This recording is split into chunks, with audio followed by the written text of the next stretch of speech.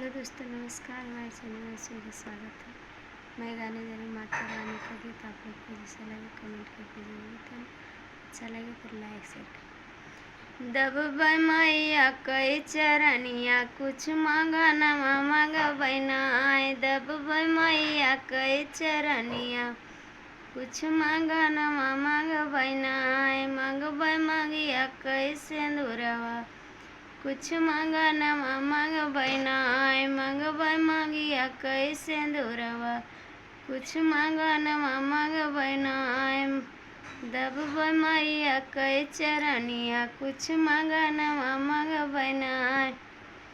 मांगबै हथवा कई चूड़ी लवा, कुछ मांगा नवा मांगबै नाय। मांगबै हथवा कई चूड़ी लवा, कुछ मांगा नवा मांगबै नाय।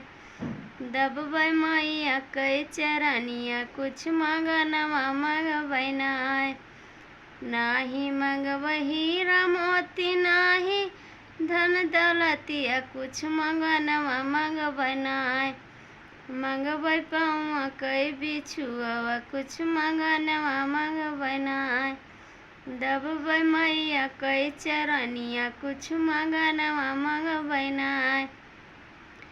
नाही मांगबै हीरा मोती, नाही रे गहनवा, कुछ मांगा नवा मांगबै नाय। मांगबै गोदिया के ललनवा, कुछ मांगा नवा मांगबै नाय। मांगबै गोदिया के ललनवा, कुछ मांगा नवा मांगबै नाय। दबबै मैया कई चरनिया, कुछ मांगा नवा मांगबै नाय।